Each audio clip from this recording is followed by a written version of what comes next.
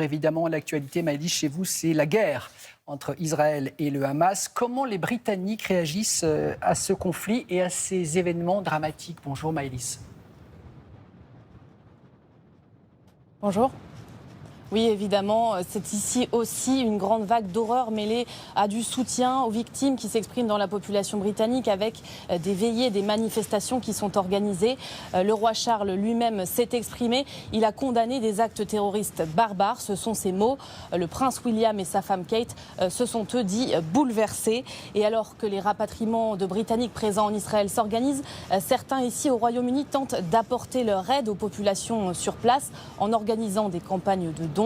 Mais pour ceux qui sont directement touchés par ce conflit, qui ont des proches, de la famille dans la bande de Gaza ou en Israël, eh bien, difficile de ne pas se sentir démunis. Regardez ce reportage réalisé avec Charline Madini. Devant l'ambassade d'Israël à Londres, des milliers de manifestants pro-palestiniens. Devant Downing Street, une veillée en solidarité avec la communauté juive. Depuis le début de la guerre, les marques de soutien s'enchaînent au Royaume-Uni, d'un côté comme de l'autre. Cette association juive du nord de Londres croule sous les dons. Ils arrivent par centaines ces derniers jours. Des brosses à dents, du dentifrice. On a mis en place cet appel aux dons pour les soldats. On a fait une liste des choses dont ils ont le plus besoin. On a demandé directement aux soldats et à ceux qui organisent des collectes sur place en Israël. On ne pensait pas qu'il y aurait autant d'engouement. C'est incroyable de voir ça. Parmi les donateurs, des membres de la communauté, parfois directement touchés par le conflit. Mon frère a été appelé tôt samedi pour aller combattre sur la ligne de front.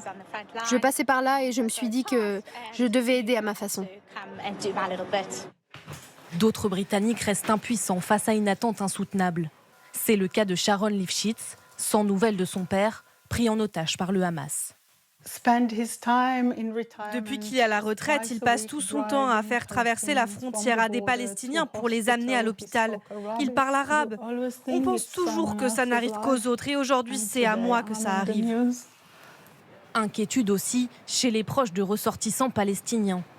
Parmi eux, le Premier ministre écossais Humza Yousaf. Ses beaux-parents en visite dans la famille de sa femme sont désormais coincés à Gaza. Ils n'ont nulle part où aller. Ils ne peuvent pas partir, Gaza est assiégé. Et même avec l'aide du ministère de la Défense, personne ne peut garantir un passage de frontière sécurisé. Vous imaginez bien que ma femme et moi, nous sommes terriblement inquiets à nous en rendre malades. On se demande si ses parents, mes beaux-parents, vont survivre. Pour l'heure, une vingtaine de Britanniques sont toujours portés disparus ou présumés morts en Israël. Maëlys, est-ce que dans le pays, on s'inquiète d'une montée de tensions intercommunautaires ? Oui, tout à fait. Ce sont des inquiétudes justifiées car le nombre d'actes antisémites a déjà augmenté. En moins d'une semaine, ils ont plus que quadruplé. Ils sont passés de 21 sur la même période l'an dernier à 89. Alors face à cela, Rishi Sunak a annoncé 3,5 millions d'euros pour renforcer la sécurité dans les lieux publics juifs, notamment les synagogues. Mais malgré cela, 2 écoles ont déjà annoncé fermer leurs portes en attendant que la situation s'apaise. Certains écoliers ont même reçu la consigne de ne plus porter leur uniforme d'école juive dans les lieux publics afin qu'ils ne puissent pas être identifiés comme juifs.